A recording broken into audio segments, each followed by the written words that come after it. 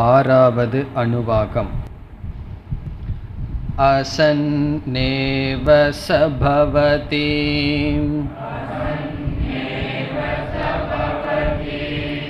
அசத் பிரம்மேதி வேதசேத்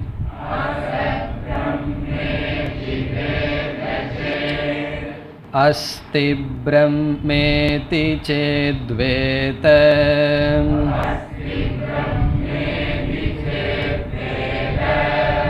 சந்தமேனம் ததோ விதுரிதி.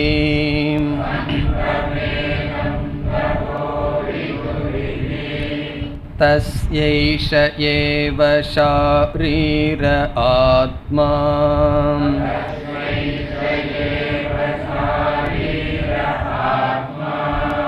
யப் பூர்வஸ்ய அதாதோனுப் பிரஷ்னாஹ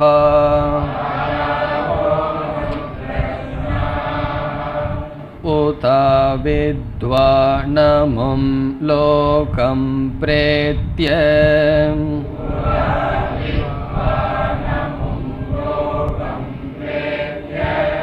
கஷ்சன கச்சதி.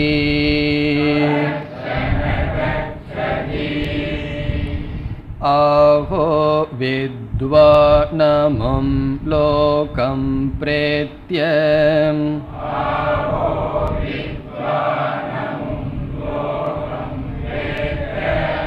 கஷ்சித் சமஷ்ணுத. ஓம்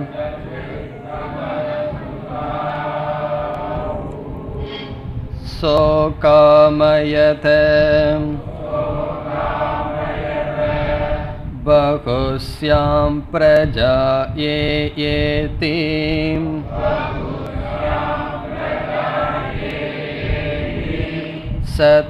சதபோதப்யத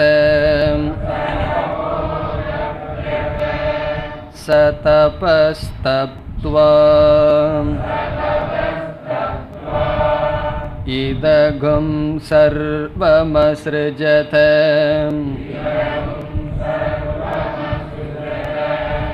யதிதங் கிஞ்ச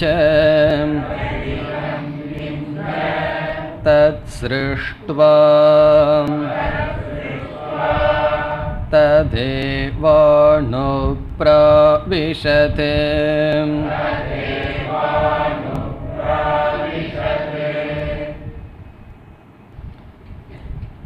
முதல் 5 அணுவாகத்தில் பிரம்ம தத்துவம் விளக்கப்பட்டதற்கு பிறகு 6வது அணுவாகத்தில் முதல் பகுதியில் ஸ்ரத்தை கூறப்பட்டு ஒரு சந்தேகமானது நீக்கப்படுகின்றது. இங்கு ஸ்ரத்தை என்னவென்றால், விவகாரத்துக்கு அதீதமான நம்முடைய இந்திரியங்களுக்குள் அனுபவத்திற்கு வராத பிரம்ம விஷயத்தில் அதனுடைய இருப்பில் நம்பிக்கை தேவை. பொதுவாக விவகாரத்திற்குள் எது வரவில்லையோ அது இல்லை என்று நம்ப மாட்டோம். ஆனால் பிரம்ம விஷயத்தில் நம்பிக்கை தேவை. பிறகு இந்த நம்பிக்கையானது ஞானமாக மாற வேண்டும். பிரம்ம அஸ்தி, பிரம்மன் இருக்கின்றது என்று ஒருவர் கூறினால் உண்மையில் அவர் பிரம்மத்தை பற்றிய பூர்ணமான ஞானத்தை அடையவில்லை. காரணம் என்ன? உண்மையில் அந்த பிரம்ம வெளியே இருக்கவில்லை, அது ஆத்மாவாக இருக்கின்றது. ஆகவே நாம் எதுவரை நான் பிரம்மத்தை ஏற்றுக்கொள்கின்றேன், பிரம்ம இருக்கின்றது என்று கூறி வருவோமோ அதுவரை பிரம்மத்தை பற்றிய ஞானம் பூர்ணமானது அல்ல. காரணம் என்ன? பிரம்மன் இருக்கின்றது என்று கூறும் பொழுது பிரம்மன் இருக்கின்றது, நான் இருக்கின்றேன் என்ற வேறுபாடு இருக்கிறது. காரணம் என்ன? பிரம்மன் இருக்கிறது என்று ஏற்றுக்கொள்கின்ற நானும் இருக்கின்றேன் என்று கூறுகின்றோம். ஆகவே பிரம்ம அஸ்தி என்பது பூர்ணமான ஞானமல்ல, ஆனால் ஸ்ரத்தையுடன் கூடிய பாவனை. பிறகு எப்பொழுது ஞானம் ஆகின்றது? பிரம்ம அஸ்மி, அந்த பிரம்மனாக நான் இருக்கின்றேன் என்று கூறும் பொழுது அந்த அறிவானது, ஸ்ரத்தையானது அறிவாக மாறுகிறது. அந்த கருத்தை உபனிஷத் தன்னுடைய போக்கில் கூறுகின்றது. எப்படி கூறியது என்று பார்த்தோம். அசன்னேவ சபவதி அசத் பிரம்மேதி வேதச்சேத். அசத் பிரம்ம, பிரம்ம இல்லை என்று ஒருவன் நினைத்தால் அசன் பவதி, அவன் இல்லாததற்கு சமம். ரெண்டு பொருள் சென்ற வகுப்பில் பார்த்தோம். ஒன்று இல்லாததற்கு சமம், இனி ஒன்று அபுருஷார்த்த யோக்யக, புருஷார்த்தத்தை அடைய மாட்டான், அதாவது மோட்சத்தை அடைய மாட்டான், வாழ்க்கையில் லட்சியத்தை அடைய மாட்டான். பிறகு அஸ்தி பிரம்ம இதி வேதச்சேத், பிரம்ம இருக்கின்றது என்ற நம்பிக்கை உடையவனை சந்தம், சத்புருஷன் என்று ரிஷிகள் கூறுகிறார்கள். இது சென்ற வகுப்பில் நாம் பார்த்த கருத்து. அதற்கு பிறகு ஸ்ரத்தை, பிரம்மனுடைய இருப்பில் இருக்கின்ற சந்தேகம், இதை நீக்கியதற்கு பிறகு அதாதோனு பிரஷ்னாகா, அணு பிரஷ்னாகா. அணு என்றால் இதுவரை உபதேசம் செய்ததினுடைய அடிப்படையில் இங்கு கேள்விகள் வருகின்றன. அத உபதேசத்திற்கு பிறகு அதக சிஷ்யனுடைய மனதில் சந்தேகம் இருப்பதனால் பிரஷ்னாகா கேள்விகள் வருகின்றன. அந்த கேள்வியினுடைய சாரத்தையும் சென்ற வகுப்பில் பார்த்தோம். அதை ஞாபகப்படுத்தி கொண்டு இங்கு நாம் செல்ல வேண்டும். என்ன கேள்வி சிஷ்யன் கேட்கின்றான் என்றால், ஞானி பிரம்மத்தை அடைகின்றானா, அஞ்ஞானி பிரம்மத்தை அடைகின்றானா? எப்பொழுது? பிரளய காலத்தில். எல்லாம் ஒடுங்கும் பொழுது ஞானி பிரம்மத்தை அடைகின்றானா, அஞ்ஞானி அடைகின்றானா? இதுதான் கேள்வி. இப்படி சிஷ்யன் கேள்வி கேட்கும் பொழுது எப்படிப்பட்ட கருத்தை மனதில் வைத்து இந்த கேள்வியை கேட்கின்றான் என்றால், ஒரு கால் குருவானவர் வித்துவான் தான் பிரம்மத்தை அடைகின்றான், ஞானிதான் பிரம்மத்தை அடைகின்றான் என்று கூறினால், இதற்கு முன் பிரம்மம் சாமானிய காரணம் என்று அறிமுகப்படுத்தப்பட்டது. பிரளய காலத்தில் வித்துவான் தான் பிரம்மத்தை அடைகின்றான் என்று கூறும் பொழுது அஞ்ஞானியானவன் பிரம்மத்திடமிருந்து தோன்றாதவன் ஆகின்றான். பிறகு பிரம்மத்தை சர்வ காரணம் என்று சொல்ல முடியாது. இந்த குறையை நீக்குவதற்காக ஞானியும் அஞ்ஞானியும் பிரம்மத்தை அடைகிறார்கள் என்று கூறிவிட்டால், பிறகு கடினப்பட்டு எதற்கு ஞானத்தை அடைய வேண்டும்? ஸ்வபாவமாகவே பிரளய காலத்தில் இயற்கையாகவே எல்லோரும் பிரம்மத்தை அடைந்து விடலாமே. ஆகவே அனர்த்தம், ஞானத்திற்காக செய்கின்ற முயற்சி பிரயோஜனமற்றது ஆகிவிடும். இப்போ எப்படி கூறினாலும் அந்த பதிலானது ஏதோ ஒரு குறைக்கு வந்துவிடும். ஒன்று பிரம்ம சர்வ காரணம் என்று வராது, இனி ஒன்று ஞானத்திற்காக செய்கின்ற முயற்சி பயனற்று போகும். இந்த எண்ணத்தில் சிஷ்யன் கேட்கின்றான். இனி நாம் மந்திரத்திற்கு செல்லலாம். உத அவித்வான் அமும் லோகம் பிரேத்ய. உத என்பது சந்தேகத்தை குறிக்கின்றது. அவித்வான், உதா வித்வான், அதை பிரிச்சோம்னா உத ஒரு கால், உதன அபி, அவித்வான். அவித்வான் என்றால் என்ன? அஞ்ஞானி, பிரம்மத்தை அறியாதவன். இங்கு அவித்வான் என்றால் பிரம்மத்தை அறியாதவன். அமும் லோகம்ங்கிறத பிறகு பார்க்கலாம். பிரேத்திய, அமும் லோகம்ங்கிறத விட்டுட்டு அதுக்கு அடுத்த சொல் பிரேத்திய. பிரேத்திய என்றால் இறந்ததற்கு பிறகு. பிரேத்திய என்றால் ஆஃப்டர் டெத், இறந்ததற்கு பிறகு. அடுத்த சொல் கஷ்சன.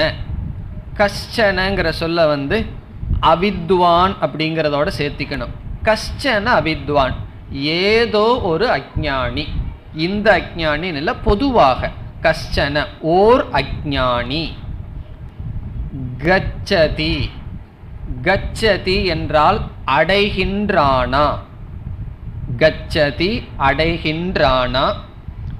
எதை என்ற கேள்வி வரும்பொழுது அமும் லோகம். அமும் என்றால் இந்த, லோகம் என்ற சொல்லுக்கு இங்கு பொருள் பிரம்ம, பரம்பொருள், பரமாத்மா அல்லது பிரம்ம. பொதுவா லோகம்ங்கிறதுக்கு என்ன அர்த்தம்? ஒரு ஸ்தானம். பூலோகம் புவர்லோகம்னு பொதுவாக சொல்லுவோம். இந்த இடத்துல கவனமாக எழுதிக்கணும். லோகம் என்றால் பிரம்ம.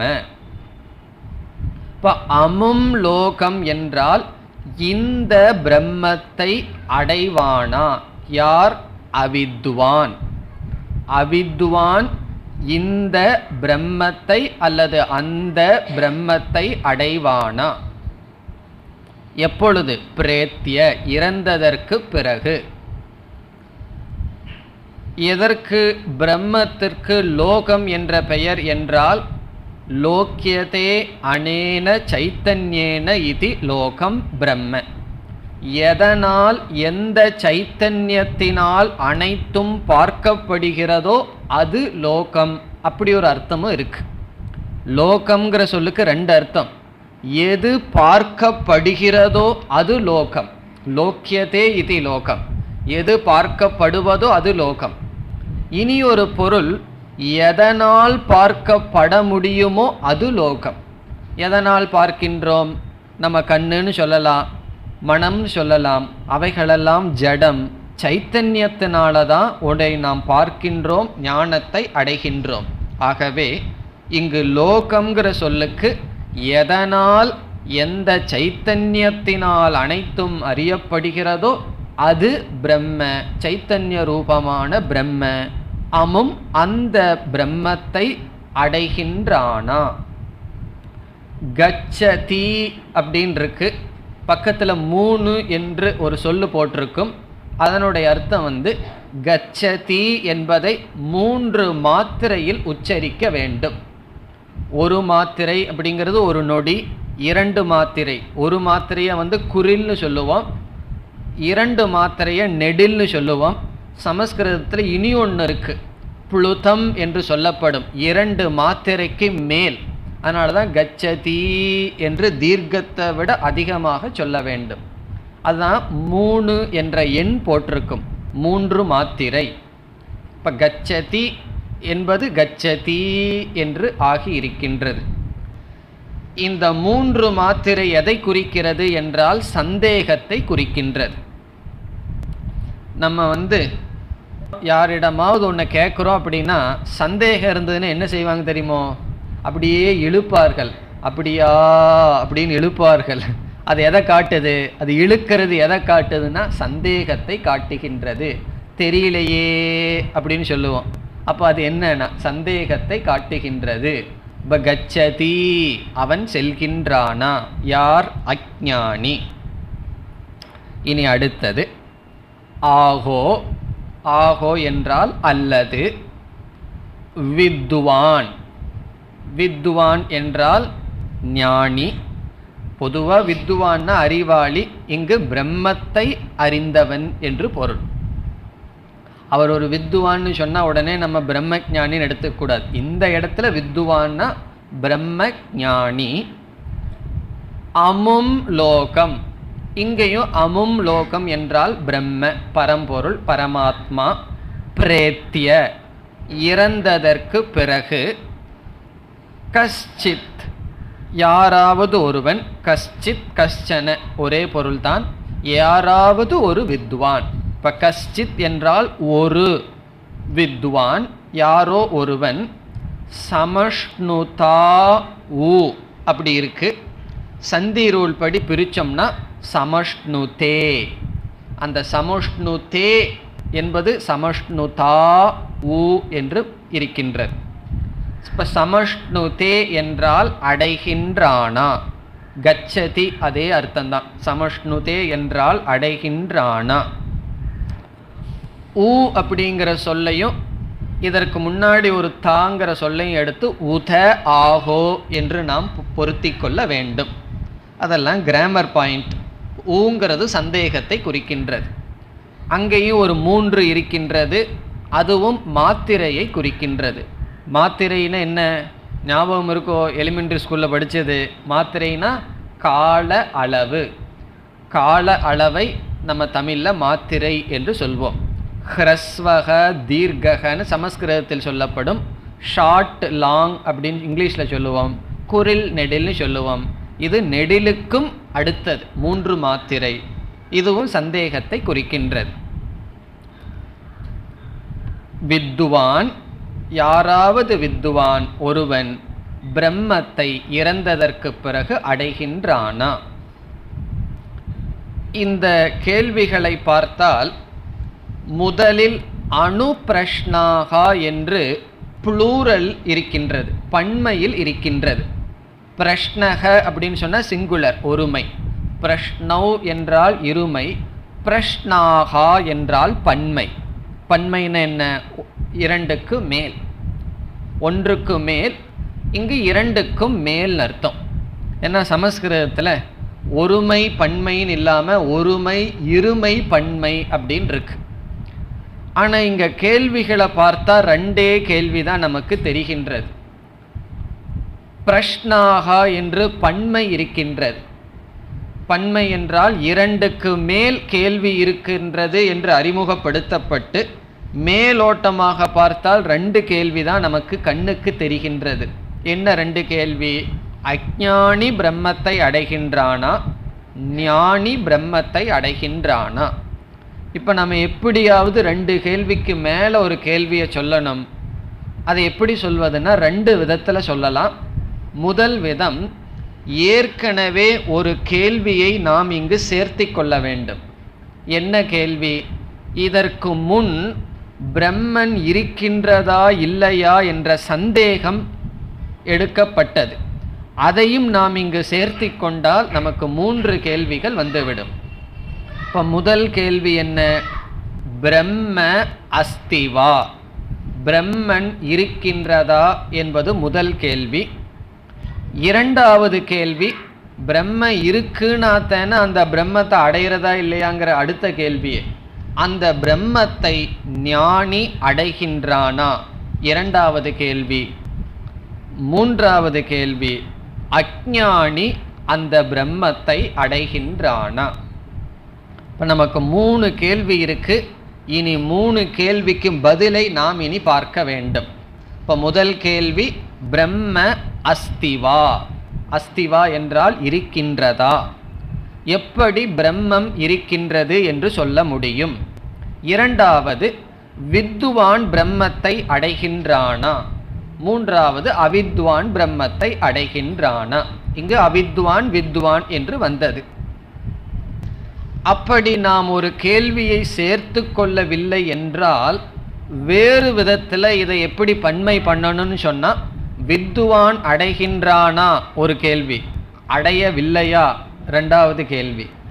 அவித்வான் அடைகின்றானா ஒரு கேள்வி, அடையவில்லையா ஒரு கேள்வி.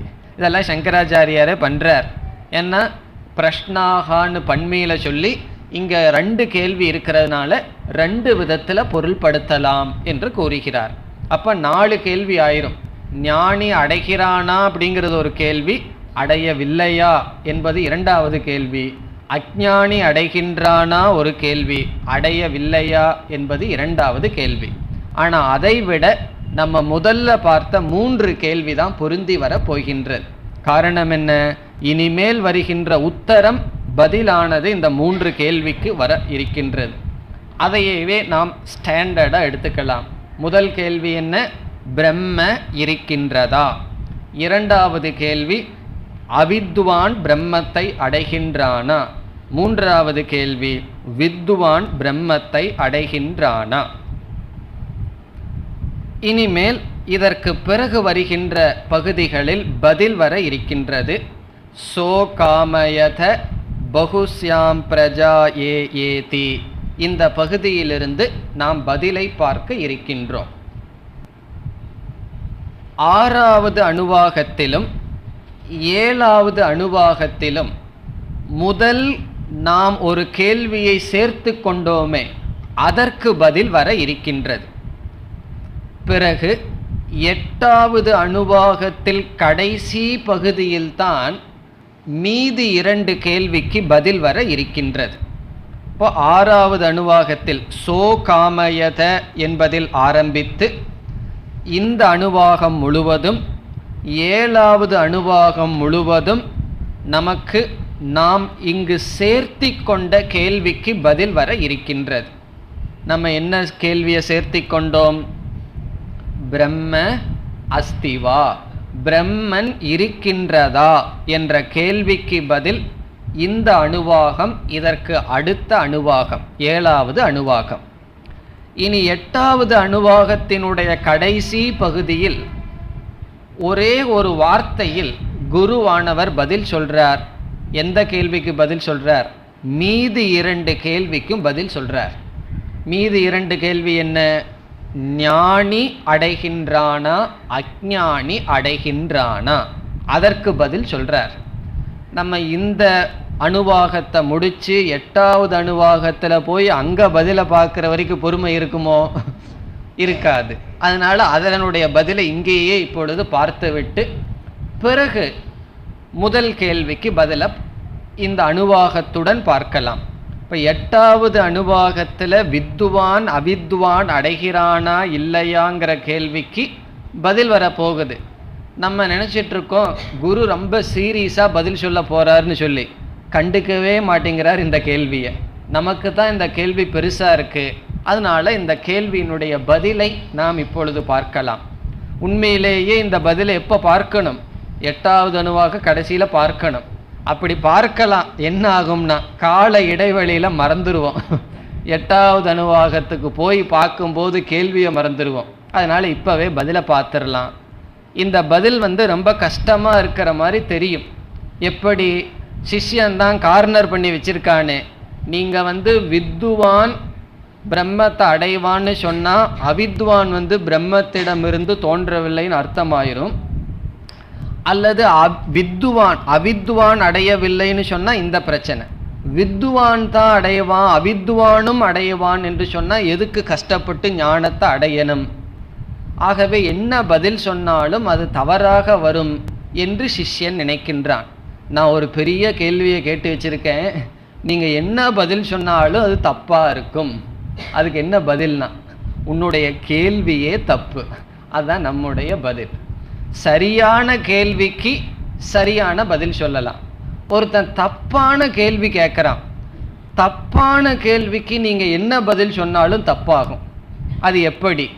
ஒரு உதாரணம் பார்த்தா நல்லா புரிஞ்சிடும். கயிற்றில் பாம்பை பார்த்துட்டு இருக்கான். அவன் நம்மிடம் ஒரு கேள்வியை கேட்குறான், இந்த பாம்பு எப்போ போகும்? ஒரு கேள்வி, பெரிய கேள்வியை கேட்குறான், இந்த பாம்பு எப்பொழுது போகும்? நம்ம என்ன பதில் சொன்னாலும் அது தப்பு. காரணம் என்ன? அங்கே பாம்பு இருந்தால் தானே போகிறதுக்கு. ஆகவே இந்த கேள்வியே தவறு. இல்லாத ஒன்றை இருக்கிற மாதிரி அவன் கற்பனை பண்ணிட்டு கேட்கும் பொழுது நம்ம என்ன சொல்லுவோம்? ஞானம் வந்தால் போகும்னு சொல்லுவோம். அப்போ ஞானம் வந்ததுக்கப்புறம் போகும்னு சொன்னால் இப்போ பாம்பு இருக்கான்னு அவன் கேட்பான்.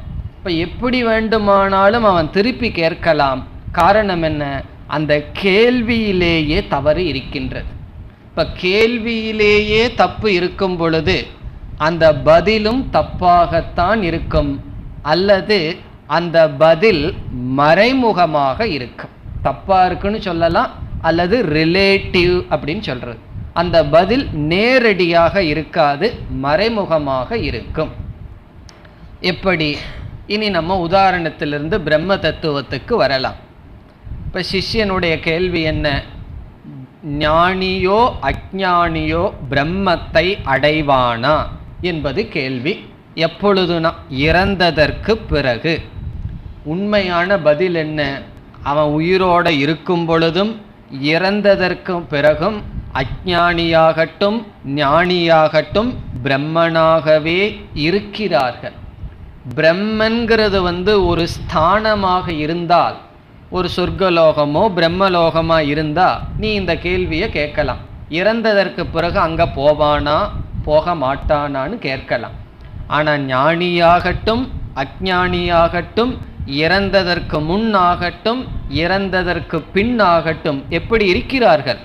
பிரம்மஸ்வரூபமாகவே இருக்கும் பொழுது அந்த கேள்வியை எப்படி கேட்க முடியும்? இறந்ததற்கு பிறகு அடையிறானா, ஞானி அடையிறானா, அஞ்ஞானி அடைகின்றானா என்ற கேள்வியை கேட்க முடியாது. இப்போ சில இடங்கள்ல எல்லாம் நம்ம அதை தெரிஞ்சுக்கணும். ஒரு கேள்வியை கேட்டு பதில் சொல்ல முடியல அப்படின்னா நம்ம என்ன செய்யணும் தெரியுமோ? அவங்கிட்ட இனி ஒரு கேள்வியை கேட்டு பதில் சொல்லாமல் அவனை பண்ணிடணும். அப்போ என்ன ஆகும்னா அவனும் அந்த கேள்வியை திருப்பி கேட்க முடியாது. அந்த விதத்தில் ஞானி அடையறானா அஞ்ஞானி அடையறானா என்ற கேள்வியில் தவறு இருக்கின்றது. எல்லோரும் பிரம்மஸ்வரூபமாகவே இருக்கிறார்கள். ஒரு கால் இந்த பதிலை நம்ம சொல்றோம்னு வச்சுக்கோமே, அஞ்ஞானியும் பிரம்மந்தான் ஞானியும் பிரம்மந்தான், அடைய வேண்டியது இல்லை, எல்லோரும் பிரம்மஸ்வரூபந்தான் என்று கூறுகின்றோம். அப்பொழுது அவன் திருப்பி ஒரு கேள்வியை கேட்கலாம். எல்லோருமே பிரம்மஸ்வரூபம்னு சொன்னா ஆனந்த ஆத்மா பிரம்மபுச்சம் பிரதிஷ்டான்னு சொல்லி பிரம்ம ஆனந்த ஸ்வரூபம்னு வேற சொன்னீர்கள். எல்லோருமே பிரம்மஸ்வரூபம் என்றால் எல்லோருமே ஆனந்த ஸ்வரூபமாக இருக்க வேண்டுமே. ஏன் ஞானி மட்டும் ஆனந்தமாக இருக்கின்றான், அஞ்ஞானி ஆனந்தமாக இல்லை? இப்போ அஞ்ஞானியும் ஞானியும் பிரம்மஸ்வரூபம், பிரம்ம ஆனந்த ஸ்வரூபம், ஞானி ஆனந்தமாக இருக்கான், அஞ்ஞானி ஆனந்தமாக இல்லை. ஏன் என்று கேட்டால் நம்ம என்ன பதில் சொல்கிறோம்? உன்னுடைய கேள்வியிலேயே பதில் இருக்கின்றது. ஞானி ஆனந்தமாக இருக்கின்றான், அஞ்ஞானி ஆனந்தமாக இல்லை. ஆகவே ஞானத்தினால் ஆனந்தத்தை அடைந்துள்ளான், அஞ்ஞானத்தினால் ஆனந்தத்தை இழந்துள்ளான். இப்போ ஞானி அஞ்ஞானின்னு நீ சொல்றதுலேயே பதில் இருக்கு. ஞானத்தை அடைந்தவன் பிரம்ம தத்துவத்தை தெரிந்த காரணத்தினால் ஆனந்தமாக இருக்கின்றான். அவனே சொல்லியிருக்கான் அஞ்ஞானின்னு சொல்லி. அந்த அஞ்ஞானத்தினால் பிரம்ம தத்துவம் தெரியாத காரணத்தினால் அவன் துக்கமாக இருக்கின்றான். இவ்விதம் நம்ம பதில் சொல்லலாம். ஆனால் இங்கே ஆசிரியரோ உபனிஷத்தோ இந்த மாதிரியெல்லாம் பதில் சொல்லாமல் என்ன பதில் சொல்கின்றது என்றால், 8வது அணுவாகத்தில் கடைசியில் வித்துவான் தான் பிரம்மத்தை அடைகின்றான் என்று பதில் சொல்கின்றது. எப்படின்னா, அஸ்மாத் லோகாத் பிரேத்ய ஏதம் அன்னமயம் ஆத்மானம் உபசங்கிராமதி ஏதம் பிராணமயம் ஆத்மானம் உபசங்கிராமதி என்ற பகுதியில் வர இருக்கின்றது. அந்த பகுதி வந்தோடனே இந்த இடத்தை நம்ம ஞாபகப்படுத்தலாம்.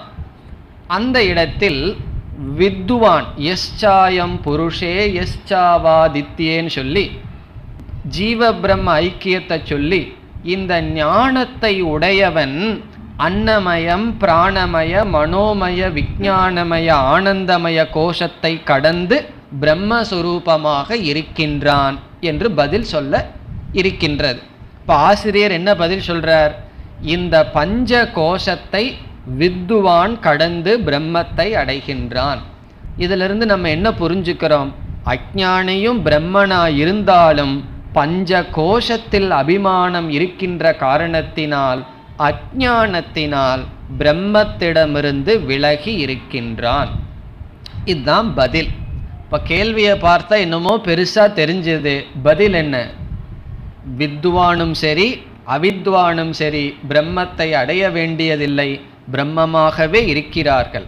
பிறகு ஒருவனுக்கு ஏன் சம்சாரம் என்றால் அஞ்ஞானம், அறியாமையினால் ஒருவன் சம்சாரியாக இருக்கின்றான், ஞானத்தினால் பிரம்மத்தை அடைந்தவன் ஆகின்றான். இதுதான் பதில். எதற்கு பதில்? மற்ற 2 கேள்விக்கு இதுதான் பதில். ஆனால் உபனிஷத் நேரடியாக பதில் கூறும். வித்வான் தான் அடைகின்றான். அதை நம்ம எப்படி புரிஞ்சுக்குவோம்? பாம்பு போகின்றது என்ற சொல்லில், ஞானத்தினால் பாம்பு போகும் என்று சொல்லில், போகுதல் என்பது கொட்டேஷனுக்குள்ள போட்டுக்கணும்னு சொல்லுவோம். போகுதல் என்பது ரிலேட்டிவ். உண்மையிலேயே போகல, இருக்கிற மாதிரி இருந்தது, போனது போல் போகின்றது. அதே போல் உண்மையில் அடைதல் என்பது இல்லை. அப்படி அடைதல்ங்கிற வார்த்தையை சொல்ல வேண்டுமென்றால் வித்வான் அடைகின்றான்.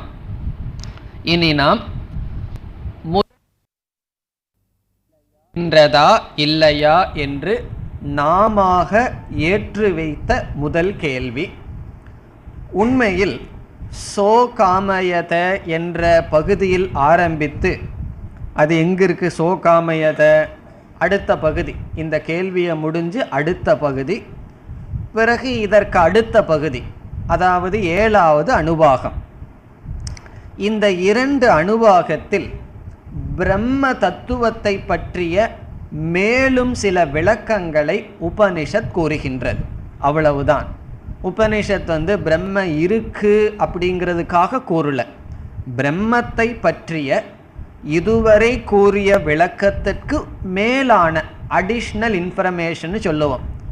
அது வர இருக்கின்றது. எதில்? இந்த மீதி உள்ள அணுவாகம், அடுத்த அணுவாகம் 6, 7. இந்த அணுவாகத்தினுடைய சாரம் என்ன? பிரம்மத்தை பற்றிய கருத்துக்கள், பிரம்மத்தினுடைய விளக்கங்கள் வர இருக்கின்றது.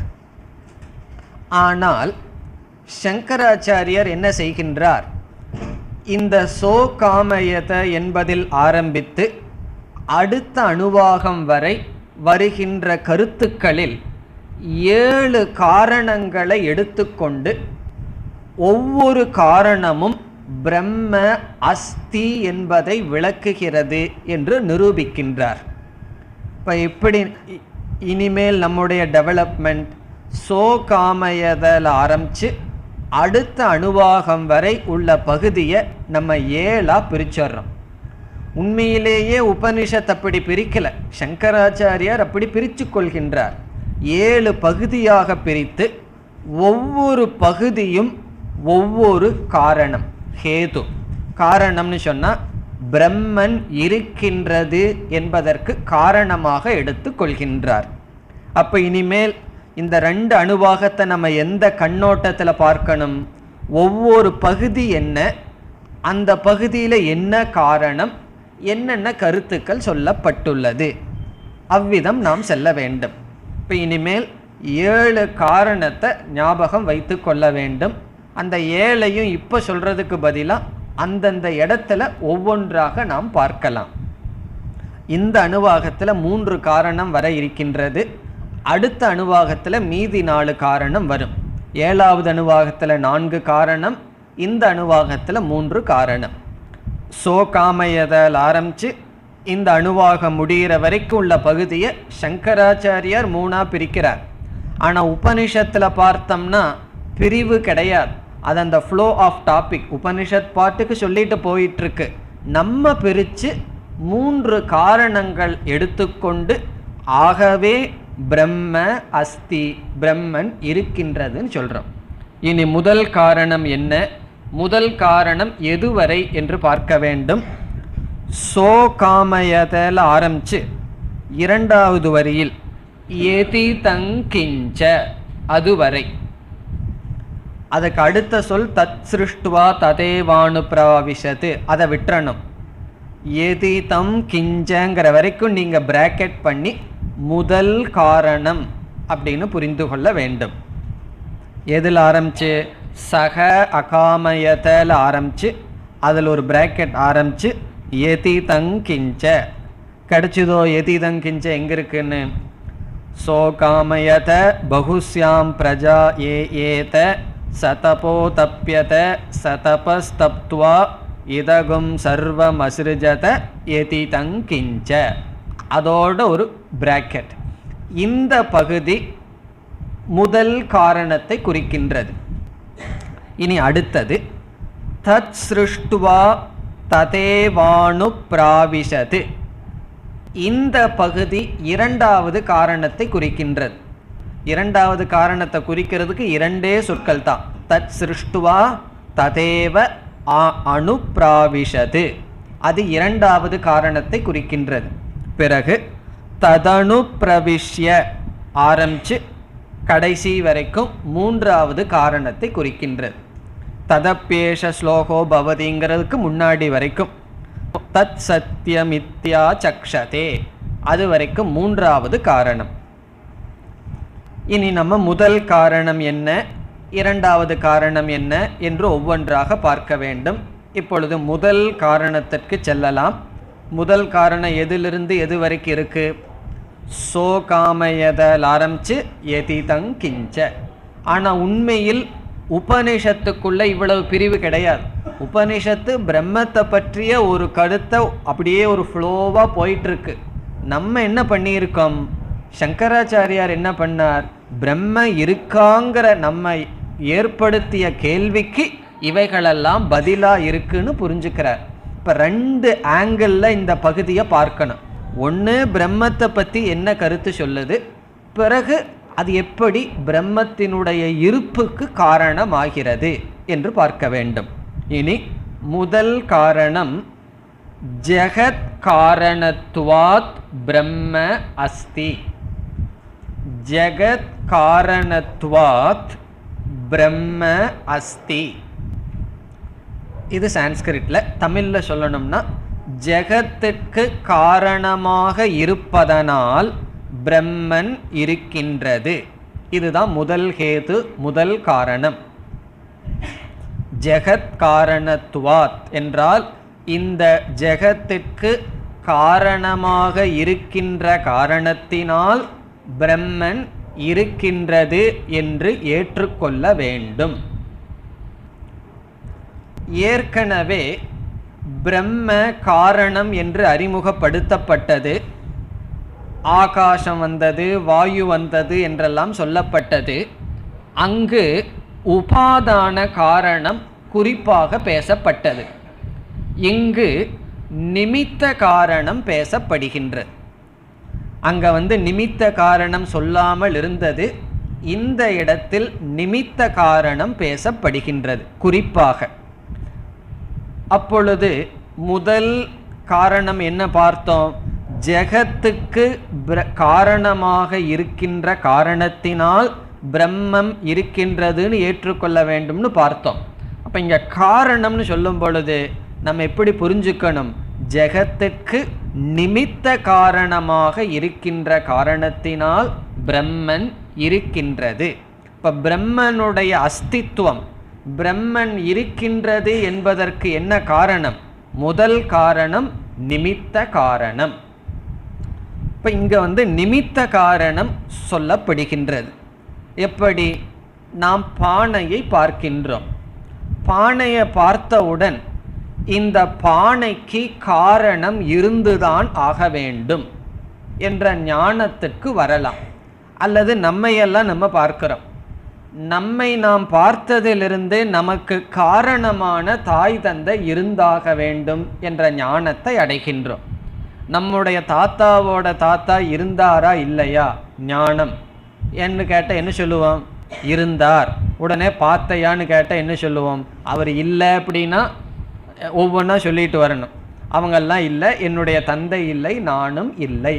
ஆகவே ஒரு பொருளை ப்ராடக்ட் காரியம்னு சொல்லிவிட்டால் காரணத்தை ஏற்றுக்கொண்டுதான் ஆக வேண்டும். இப்போ இந்த உலகம் படைக்கப்பட்டதுன்னு நிரூபிக்கப்பட்டு விட்டால் இதை படைக்கின்ற காரணமும் ஏற்றுக்கொள்ளப்பட வேண்டும். அது நம்ம கண்ணுக்கு தெரியுதோ இல்லையோ ஏற்றுக்கொள்ளப்பட வேண்டும். இந்த இடத்துல குறிப்பாக நிமித்த காரணம் பேசப்படுகின்றது. பிறகு சிருஷ்டியானது ஏற்கனவே அறிமுகப்படுத்தப்பட்டது இதற்கு முன் அணுவாகத்தில். இங்கும் சிருஷ்டி வர இருக்கின்றது. இங்க வருகின்ற சிருஷ்டி அத்தியாரோபமாக வரவில்லை, பிரம்மத்தினுடைய இருப்பை விளக்குவதற்காக வருகின்றது. இதற்கு முன்னாடி எங்க சிருஷ்டி வந்தது ஞாபகம் இருக்கோ? ஆகாசம், வாயுகு, இதெல்லாம் என்ன? இந்த பிரபஞ்சத்தினுடைய சிருஷ்டி. அங்கு எதற்காக சிருஷ்டி அறிமுகப்படுத்தப்பட்டது? அத்தியாரோப அபவாத நியாயப்படி பிரம்மத்தை விளக்குவதற்காக. அது ஞாபகம் இருக்கோ? அத்தியாரோப அபவாதம், அதற்காக அங்கு சிருஷ்டி. பிறகு இங்கு சிருஷ்டி அத்தியாரோபத்திற்காக செய்யவில்லை, பிரம்ம இருக்கின்றது என்பதை காட்டுவதற்காக சிருஷ்டியானது பேசப்படுகின்றது. இப்பொழுது நாம் உள்ள செல்லும் பொழுது எந்த ஞானத்தோட செல்லணும்? சோ காமயதல் ஆரம்பிச்சு படிக்கும் பொழுது பிரம்மனுடைய நிமித்த காரணம் பேசப்படுகிறது. ஆகவே பிரம்ம அஸ்தி. இனி நாம் மூலத்திற்கு செல்லலாம். சக அகாமயத. சக என்றால் பிரம்ம, ஈஸ்வரன், பரம்பொருள். என்ன பண்ணாராம் பரம்பொருள்? அகாமயத. அகாமயத என்றால் ஆசைப்பட்டார். சக அகாமயத, பரம்பொருள் அல்லது ஈஸ்வரன் அல்லது பிரம்மன் ஆசைப்பட்டார். நான் தான் ஆசைப்பட்டுட்டு இருக்கேன் அப்படின்னா பிரம்மத்துக்கு அதே கதி அண்ணா, அதே கதி தான். அவருக்கும் ஆசை வந்தது. சகன் சொல்ற பொருளை நம்ம ஈஸ்வரன் எடுத்துக்கிறோம். ஏன்? எப்பொழுதெல்லாம் சிருஷ்டின்னு சொல்லிட்டோமோ அப்போ அந்த பிரம்மத்தோட மாயையும் சேர்த்திக்கணும். இப்போ சகங்கிற சொல் பிரம்ம மாயா ரெண்டு தத்துவத்தினுடைய சேர்க்கை ஈஸ்வரன். அவர் என்ன பண்ணாராம்? அவர் மட்டும் இருந்தார், பேசாம இருந்திருக்கலாம். அவர் என்ன பண்ணிட்டார்? ஆசைப்பட்டார். சில சமயம் நம்ம சொல்லுவோம், நான் பேசாம இருந்திருந்தா ஒரு கஷ்டம் இல்லை, இந்த ஆசைப்பட்ட வந்தது வேண. அதே போல ஆசைப்பட்டாராம். என்ன ஆசைப்பட்டார்? அவருடைய ஆசை என்னன்னா, அடுத்த பகுதியில அவர் எப்படிப்பட்ட ஆசையை அடைந்தார் அப்படின்னு சொல்லப்படுது. ஈஸ்வரனுடைய ஆசையை பார்ப்போம். பகுஸ்யாம். சியாம் என்றால் அகம் சியாம், நான் ஆவேனாக. Let me become. எப்படின்னா பகு பல, நான் பலவாக ஆவேனாக என்று ஆசைப்பட்டார். லெட் மீ பிகம் மெனி அப்படின்னு ஆசைப்பட்டாராம். பகுஸ்யாம். இப்போ நான் ஒருத்தனா இருக்கேன், நானே பலவாக ஆவேனாக என்று ஆசைப்பட்டாராம். நம்ம அப்படி ஆசைப்பட மாட்டோம், ஈஸ்வரனால தான் அப்படி ஆசை வர முடியும். நான் ஒருவனாக இருக்கின்றேன், பலவாக நான் ஆவேனாக. அது எப்படி ஒன்று பலவாக முடியும்? அடுத்த சொல் பிரஜா ஏய. பிரஜா ஏயனா லெட் மீ பார்ன், நான் பிறப்பேனாக. இதி பிரஜா ஏதி, அந்த இதிங்கிற சொல் அவருடைய ஆசையை குறிக்குது. இந்த விதத்தில் ஆசைப்பட்டார். இப்போ ரெண்டு ஆசை அவருக்கு வந்திருக்கு. என்ன ஆசை வந்திருக்கு? நான் பிறப்பேனாக, நான் பலவாக மாறுவேனாக, ஆவேனாக என்று ஆசைப்பட்டார். எந்த ஆசைப்பட்ட உடனே சும்மா கிடைச்சிருமா? நம்ம ஒரு பொருள் மீது ஆசைப்பட்டோம் அப்படின்னா அந்த பொருளை உடனே அடைஞ்சிட முடியுமா? ஏதாவது கஷ்டப்படணும், கஷ்டப்பட்டு தான் முயற்சி பண்ணி தான் ஆசையை அடைய முடியும். நம்ம ஆசையை நிறைவேற்றி கொள்ள முடியும். இது நமக்கு பொருந்தும்னா ஈஸ்வரனுக்கும் பொருந்தது. இந்த ஆசையை நிறைவேற்றுறதுக்கு அவர் என்ன பண்ணாராம்?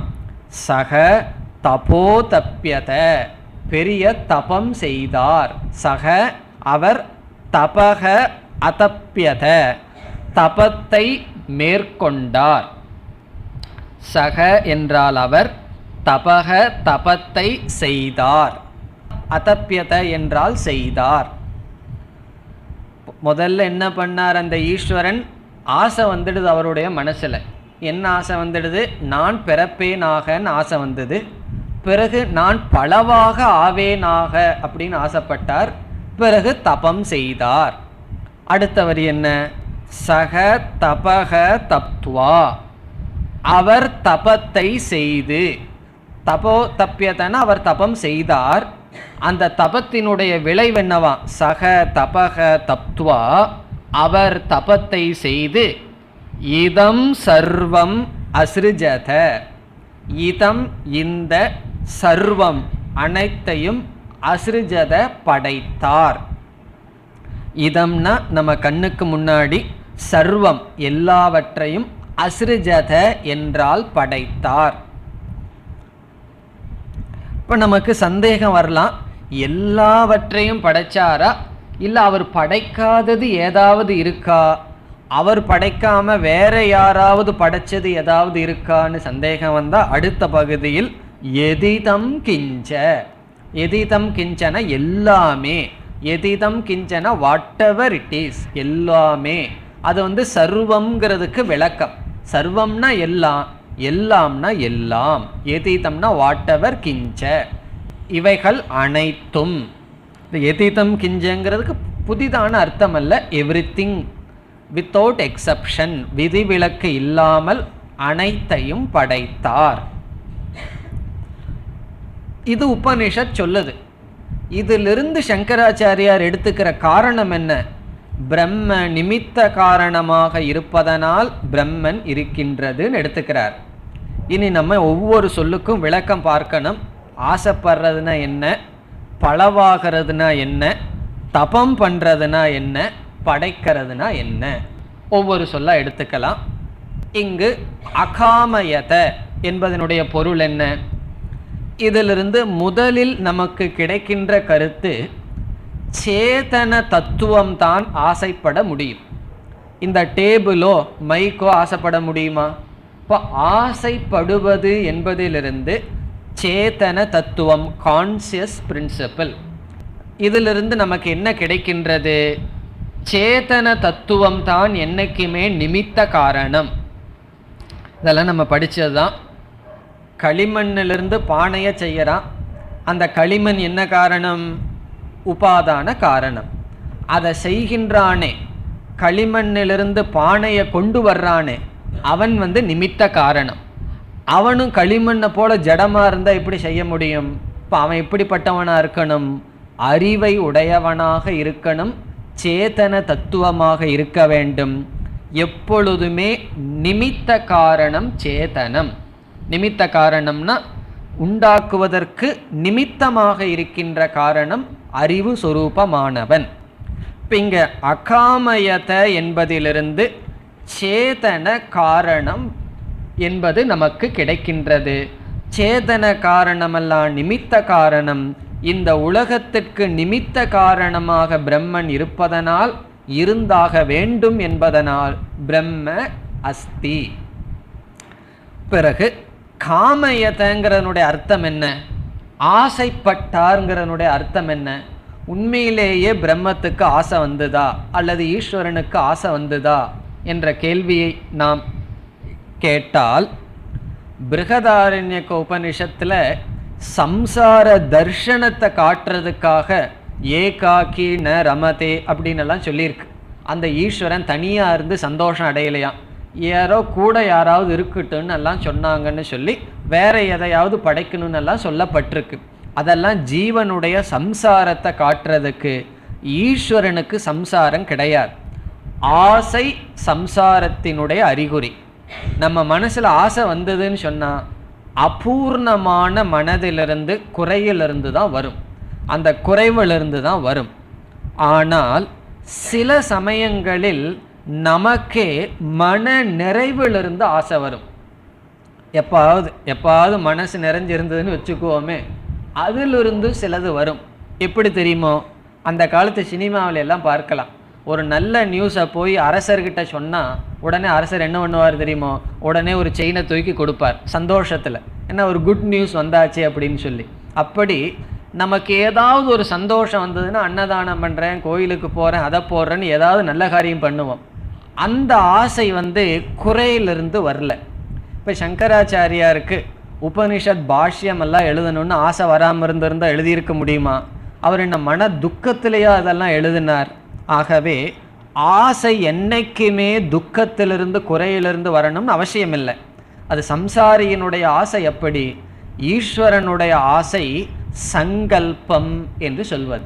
சங்கல்பம்னா குறையிலிருந்து வரவில்லை, அப்படி அவருக்கு தோன்றியது.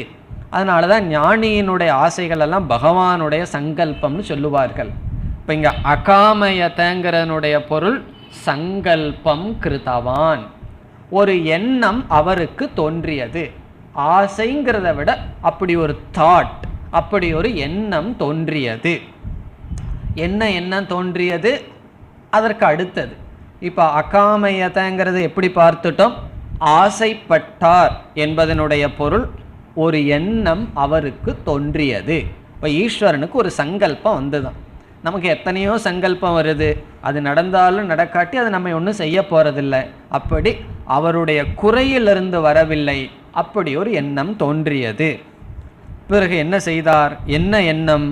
பகுஸ்யாம், என்னையே நான் பலவாக ஆக்கி கொள்ள வேண்டும், என்னையே நான் பிறப்பித்து கொள்ள வேண்டும். அந்த எண்ணத்திலிருந்து இந்த உலகம் தோன்றியது. அப்ப இந்த உலகமெல்லாம் உண்மையிலேயே எது? ஈஸ்வரனுடைய வடிவம்தான்.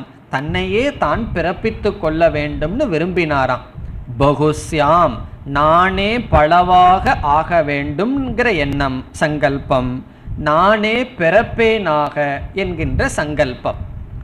பிறகு இவ்விதம் அவர் தன்னை பிறப்பித்து கொண்டு ஒன்றாக இருக்கின்ற தன்னை பலவாக காட்டிக்கொள்ள அவர் செய்த சாதனை என்ன? சக தபக அதப்யத, தபத்தை செய்தார். தபம், ஈஸ்வரனுடைய தபம் என்றால் என்ன? முண்டகோபனிஷத்தில் இதற்கு விளக்கம் இருக்கு, ஞாபகம் இருக்கோ? ஞானமயம் தபக, எஸ் சர்வஜ்ஞ சர்வவிது ஞானமயம் தபக. ஈஸ்வரன் செய்கின்ற தபத்திற்கு நேரடியான விளக்கம் அந்த உபனிஷத்தில் சொல்லியிருக்கு, ஞானமயம் தபக. ஞானமயம் தபக அப்படின்னா என்ன அர்த்தம்? இந்த உலகத்தை படைக்கிறதுக்கு அல்லது தன்னையே தான் பலவாக ஆக்கிக் கொள்வதற்கு ஈஸ்வரன் தபம் செய்தார். என்ன தபம் செய்தார்னு சொன்னா, எப்படி படைக்கலாம் என்று சிந்தித்தார். அதாவது பிளான் பண்ணார். பிளானிங் அப்படின்னு அர்த்தம். எப்படி பிளான் பண்ணார்? இந்த மாதிரி பூமியை படைக்கலாம், 5 பூதத்தை படைக்கலாம், ஜீவராசிகளை இவ்விதத்தில் படைக்கலாம் என்று சிந்தித்தார். இப்போ ஞானமயம் தபக என்றால் பகவானுடைய சிந்தனை.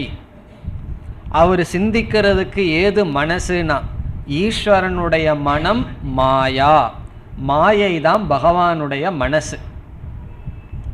அந்த மனசிலிருந்து தான் எல்லாம் வந்திருக்கு. அந்த மனசுலேயே அவர் நினைச்சாராம் படைக்கலாம் என்று. ஒரு சிருஷ்டிக்கு 4 ஸ்டேஜ் இருக்குன்னு முண்டகோபனிஷத்தில் பார்த்துருக்கோம். ஒன்று விதையாக இருத்தல், இரண்டாவது வெளித்தோற்றத்திற்கு தயாராக இருத்தல், தளிராக இருத்தல், மரமாக வருதல். அப்போ சீடு ஃபஸ்ட்டு விதை, இரண்டாவது ஸ்டேஜில் இருக்கிறது சீடுக்கு அடுத்த ஸ்டேஜ் ரெடி, தயாராக இருத்தல், மூன்றாவது தளிர் விடுதல், நான்காவது மரமாக வருதல். இந்த தபகங்கிறது முதல் 2 ஸ்டேஜை குறிக்கும். விதையாக இருத்தல், தயாராக இருத்தல். அது அந்த உபனிஷத் கிளாஸ்லேயே நான் உங்களுக்கு சொல்லியிருக்கேன். நீங்கள் எந்திரிச்சு வீட்டுக்கு போகிறதுக்கு முன்னாடி 4 ஸ்டேஜ் இருக்குது. என்ன? முதல்ல இங்கே உட்கார்ந்து இருக்கிறது, கடைசி 5 நிமிஷம் இருக்கும் பொழுது உட்கார்ந்து தான் இருக்கீங்க. எப்படி உட்கார்ந்துருக்கீங்கன்னா ரெடியாக உட்கார்ந்துட்டு இருக்கோம். எந்திரிச்சு போகிறதுக்கு தயாராக உட்கார்ந்துருக்கோம். எனக்கு வாட்சே வேண்டியதில்லை. 2 நிமிஷத்துக்கு முன்னாடியே பேனாவை மூடுறது, புஸ்தகத்தை அரேஞ்ச் பண்ணுறதுல தெரிஞ்சு போயிடும். ஓ, நிறுத்த வேண்டிய நேரம் வந்தாச்சுன்னு சொல்லி. அது என்னென்னு அப்பவும் உட்கார்ந்துட்டு தான் இருக்கீங்க. ஆனால் எப்படி உட்கார்ந்துருக்கோம்? தயாராக உட்கார்ந்துருக்கோம். பூர்ணமதம் சொன்ன உடனே ஓடுறதுக்கு தயாராக உட்கார்ந்துருக்கோம். அது செகண்ட் ஸ்டேஜ். அதே போல் அமைதியாக இருக்கிறது ஒரு ஸ்டேஜ். பிரளய காலத்தில் பகவான் சிருஷ்டிக்கு முன்னாடி தயாராக இருக்கிற ஸ்டேஜ் தபஸ். அந்த தபஸை செய்தார். ஏன்னா தன்னையே பலவாக ஆக்கி கொள்ள வேண்டும் என்ற தபம் செய்தார். இப்போ தபம் செய்தார்னு சொன்னால் லெட் மீ கிரியேட். பகவான் நினைச்சாராம், அந்த பொருள் வந்துதான். நம்மெல்லாம் ஒன்றை படைக்கணும்னு சொன்னால் உபாதான காரணத்தை எடுத்துட்டு இப்போ குழால நினைக்கிறான், ஒரு பானையை படைக்கலாம்னு நினச்சா படைச்சிட முடியுமா? அவன் ஒரு மெட்டீரியலை எடுத்துட்டு படைக்கணும். இப்போ ஈஸ்வரனுடைய மனசே மாயை தான். அப்போ அவருக்கு மெட்டீரியல் என்னன்னா அவருடைய மனசே தான். அந்த மனசுலேயே நினைக்கிறாரா? அப்போ என்னன்னா அவர் நினைச்சார்னா அங்கே பொருள் வந்துடும். சூரியன் இருக்கட்டும்னு நினச்சா சூரியன் வந்துடும், பூலோகம் இருக்கட்டுன்னா பூலோகம் வந்துவிடும், இந்த பிரஜைகளெல்லாம் வரட்டும்னா வந்துவிடும். காரணம் என்ன? எல்லாமே மாயையான அவருடைய மனசில் இருக்கு. அவருக்கு சங்கல்பம், தபம் பண்ணணும், வரணும்னு நினைத்தால் வந்துவிடும். பிறகு அடுத்த கேள்வி, இந்த சிருஷ்டி அவர் பண்ணும்போது அவருக்கு மாடல் எப்படி? இப்போ ஒரு கார் பண்ணணும்னு சொன்னால் புதுசாக ப்ரீவியஸ் மாடலை வச்சு தானே மாடிஃபை பண்ணுறோம். அதே போல் பகவானுக்கு என்ன மாடல்னு சொன்னால் ப்ரீவியஸ், இதற்கு முன்னாடி இருக்கிற சிருஷ்டி, அதை ஞாபகப்படுத்துகிறாராம். அதெல்லாம் தபம்ங்கிற வார்த்தைக்குள்ளே வரும். இதற்கு முன்னாடி எப்படி இருந்ததோ அப்படியே படைத்தார். இதற்கு முன்னாடியும் மனிதர்கள் காலில் தான் நடந்து போயிருக்கார்கள், இப்போவும் காலில் தான் நடந்து போவார்கள். அதே ஜீவராசிகள், அதே பாப புண்ணியம் சஞ்சித கர்மம் இருக்கே, அதனுடைய அடிப்படையில் படைத்தார். இதிலிருந்து என்ன கருத்து? சிருஷ்டிங்கிறது ஒரு சைக்கிள், திடீர்னு தோன்றுவதல்ல, ஒரு சுற்று போல் வந்து கொண்டே இருக்கின்றது. அப்படி சிருஷ்டிக்கு தயார் செய்தல், இதெல்லாம் நிமித்த காரணமான ஈஸ்வரனுடைய செயல். இதம் சர்வம் அஸ்ருஜத, இவைகள் அனைத்தையும் படைத்தார். எதிதம் கிஞ்ச, எதெல்லாம் இருக்கோ, எதிதம் கிஞ்சன எதெல்லாம் இருக்கோ அனைத்தையும் படைத்தார். இதுவரைக்கும் ஒரு பகுதி. இந்த பகுதியில் நம்ம எடுத்துக்கொள்கிற முதல் காரணம் ஜெகத்திற்கு நிமித்த காரணமாக இருப்பதனால் பிரம்ம இருக்கின்றது என்று ஏற்றுக்கொள்ள வேண்டும். இனி அடுத்தது என்ன? தத் சிருஷ்டுவா ததே வாணு பிராவிஷது, அது இரண்டாவது காரணம். அதற்கு அடுத்த பகுதி மூன்றாவது காரணம். அதை அடுத்த வகுப்பில் பார்க்கலாம். ஓம் பூர்ணமத பூர்ணமிதம் பூர்ணாத் பூர்ணமுதச்யதே பூர்ணஸ்ய பூர்ணமாதாய பூர்ணமேவாவசிஷ்யதே. ஓம் சாந்தி சாந்தி சாந்தி.